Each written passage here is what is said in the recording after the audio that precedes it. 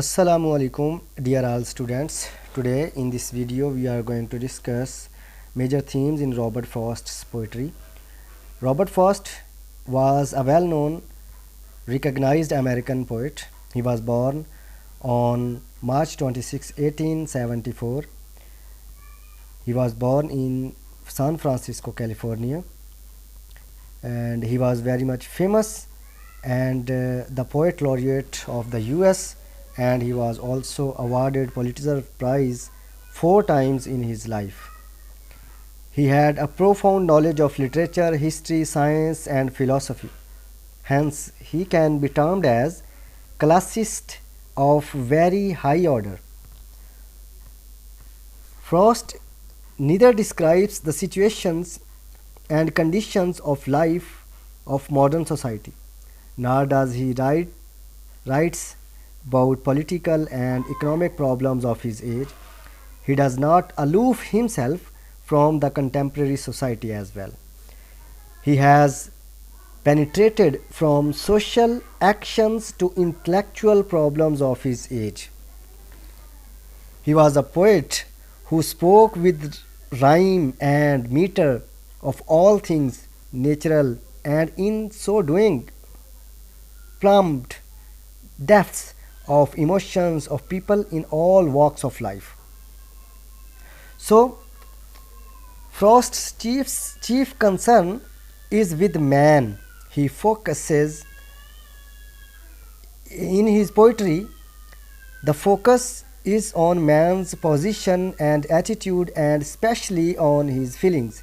Robert Frost reveals a good deal about his conception of universe and external reality in his poetry.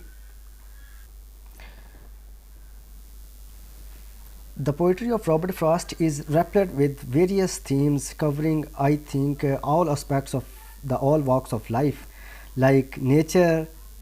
Man in Frost poetry has a dominant position, isolation of an individual person, barriers between man and the universe, barriers between man and nature, the otherness of nature, barriers between man and man, isolation and separation from God, communication, everyday life, community as isolation, responsibility, rationality versus imagination, rural and pastoral and urban life, human limitations, and many more. So let us discuss these themes one by one. So first of all, we will discuss about nature. So how nature has a dominant position in all the poetry of Robert Frost. Let us see it. So nature, the omnipresence of nature in Frost poetry can very well be felt.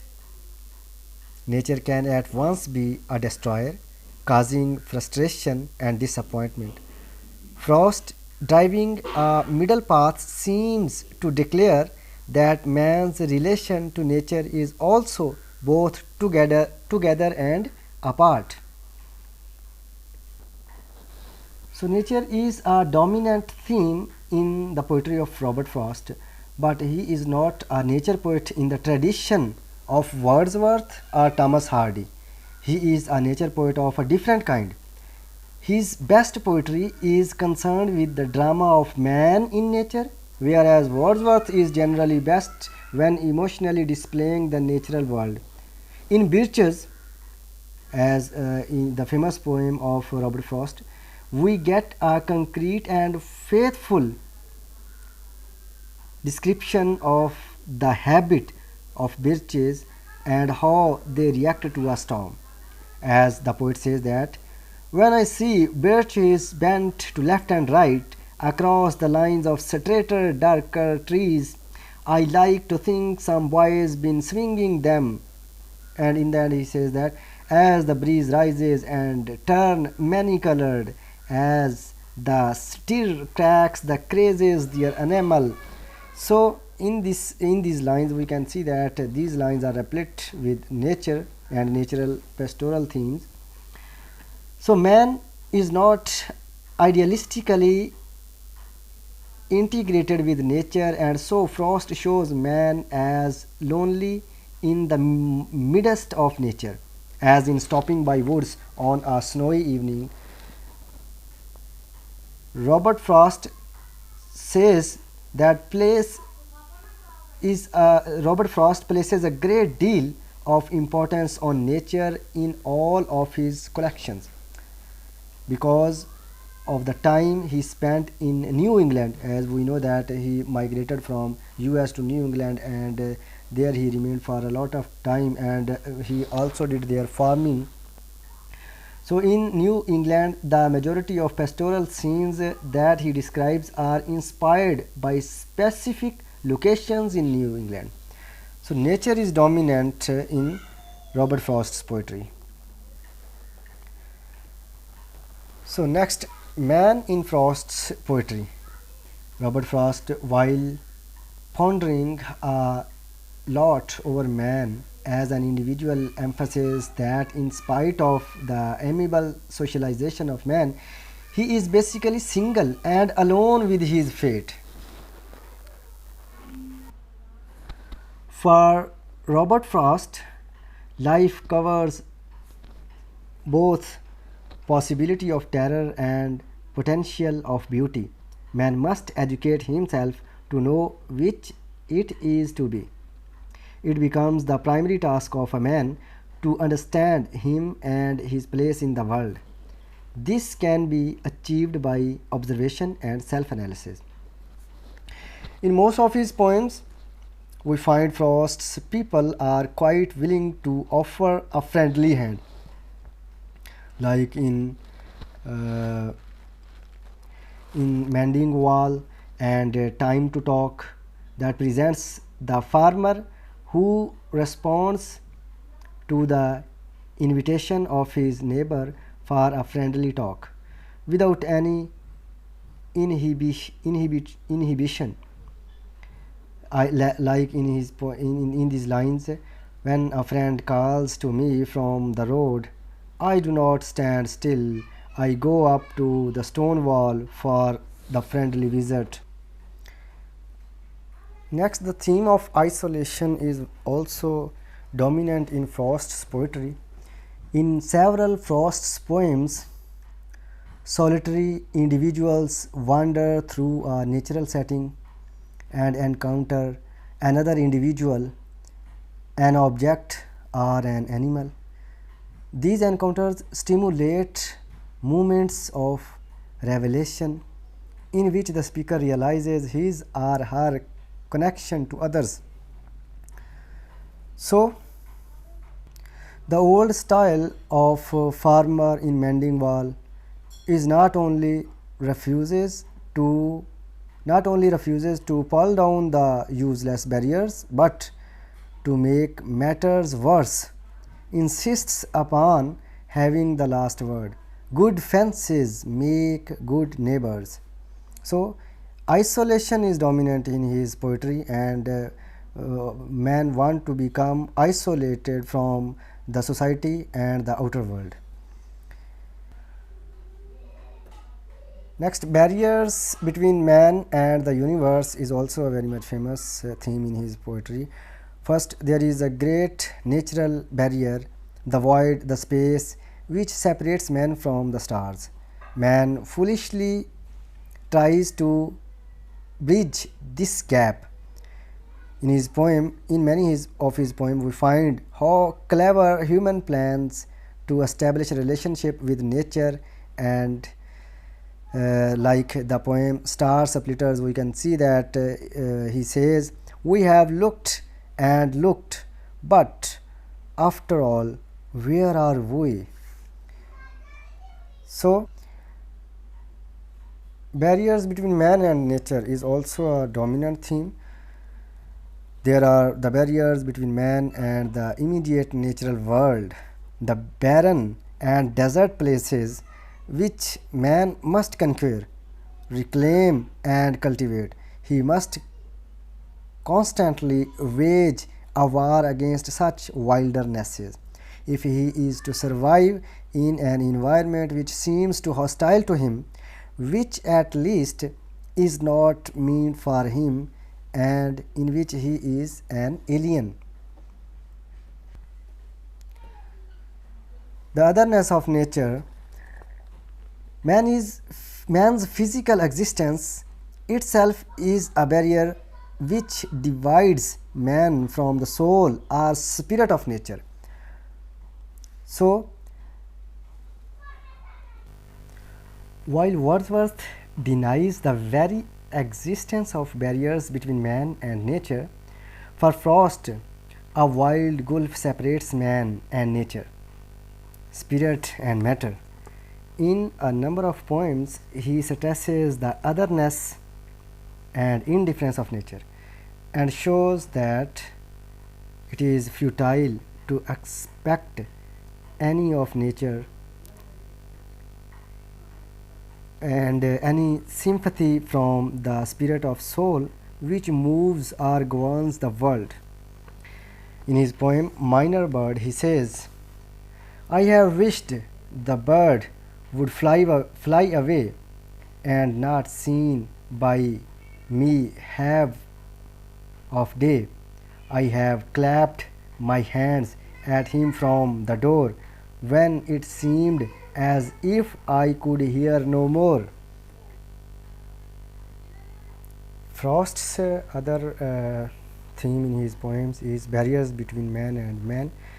This is also a very much dominant theme.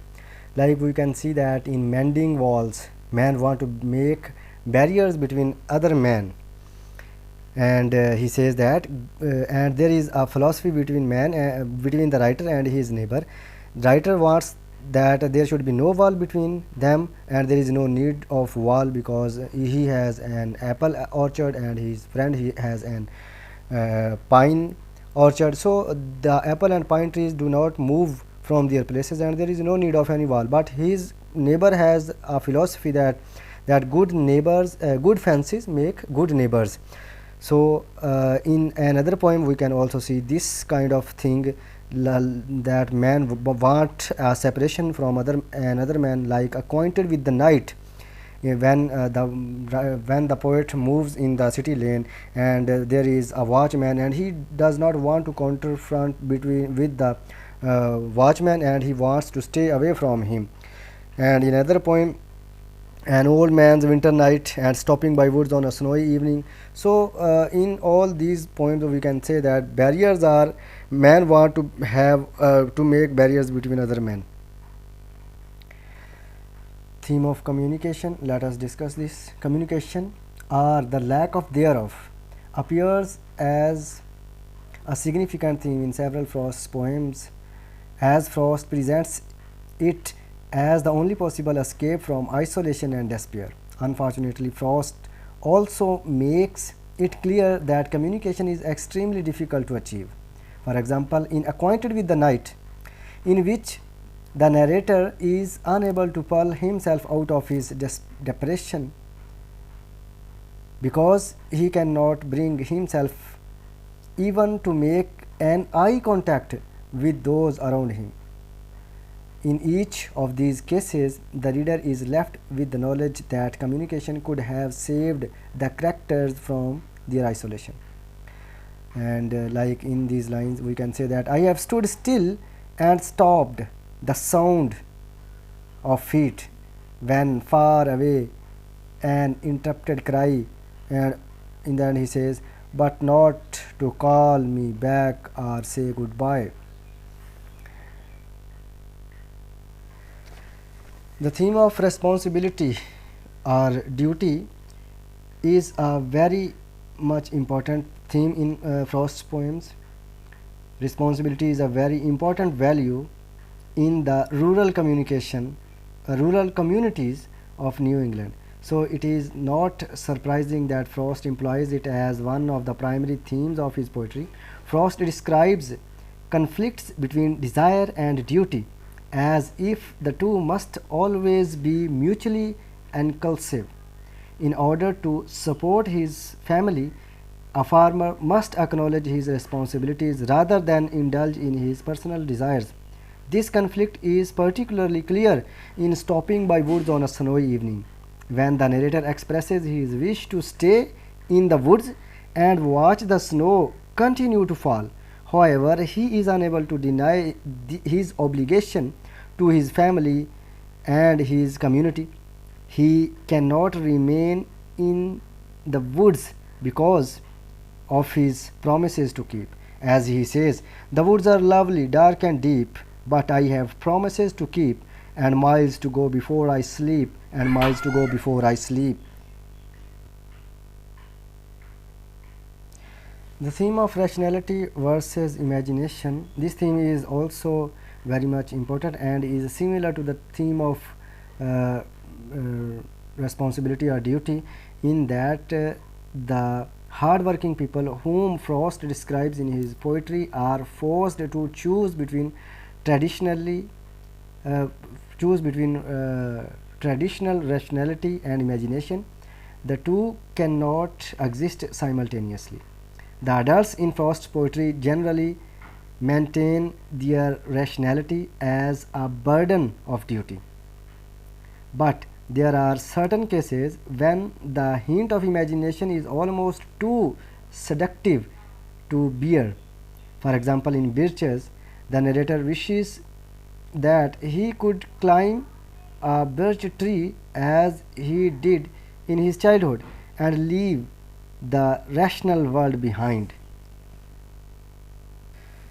The theme of rural and urban life.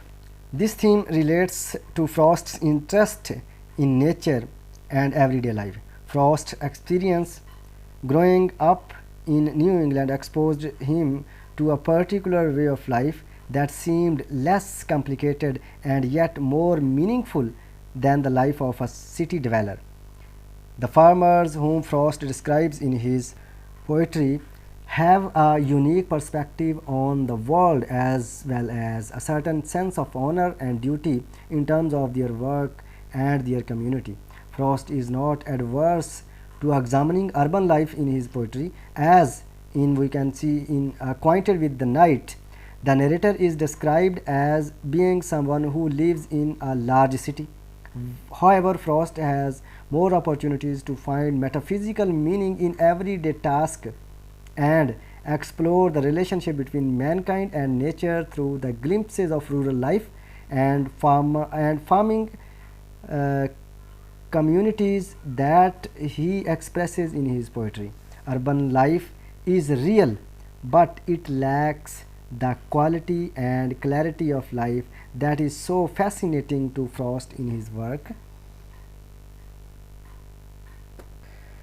Yes, the loss of innocence. This is also a very much important theme in Frost's poetry.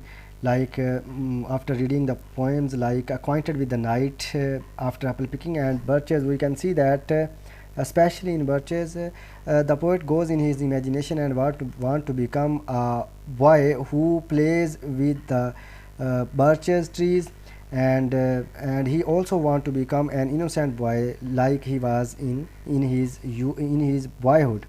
And in Acquainted with the Night, we can say that the poet is very much sad from the harsh realities of the world, and also want to go back to his innocent life. And in the same way, in his poem Home Burial, the lady suffers from a terrible sense of self-alienation as well as the alienation from her surrounding. And next, the theme of limitations, human limitations, is also very much important theme. Particularly, all of Frost's poems depict the theme of human limitation. The universe seems to be chaotic and horrific because man's limited faculties cannot comprehend its meaning. Walls, physical and real, mental and invisible, separate man from the nature. And especially in his very much famous poem After Apple Picking, we can see that the apple picker sets out on his work with great hopes but faces disillusionment. Like he says that, for I have too much of apple picking, I am overtired of the great harvest I myself desired. Frost is aware of the limited capacity of man for changing the world and therefore shows man's partial control of nature. As in birches are stopping by woods on a snowy evening, we can see in stopping by woods on a snowy evening, the traveler is charmed by the nature, but his spirit impels him to get along to do his duty. Frost indicates that nature requires man's awareness and shows the earning of a livelihood in several of his poems. In some poems, however, Frost does indicate that man can exceed his limitation in his thought, as we can see in his poem Sand Dunes. The theme of death is also very much dominant in his poem, and like we can see in many of his poems, like stopping by woods on a snowy evening, where he says that, and miles to go before I sleep, and sleep and winter are the representers of death in his poetry, and an old man's winter night. All these poems have a reference to death in his poetry. Next, the theme of affirmation is also very much important. Like we can see in his poem Stopping by Woods on a Snowy Evening, where he says that, but I have promises to keep and miles to go before I sleep, and miles to go before I sleep. So theme of affirmation is also present in his poetry. And next, there are many other themes, like the theme of sadness, disappointment, dark side of human psyche, as we can see in Mending Wall and acquainted with the night, and the theme of loneliness, as we can see in this poem Acquainted with the Night as well, and depression, and these themes are also available in his poetry as well. So we can say that the poetry of Robert Frost is replete with various and multi-dimensional themes covering all aspects of human life, and and his poetry is, that's why he is a great American poet, and he is famous and still alive today in America, not only in America but all over the world. So in the end, thank you so much, and stay always blessed. Allah Hafiz.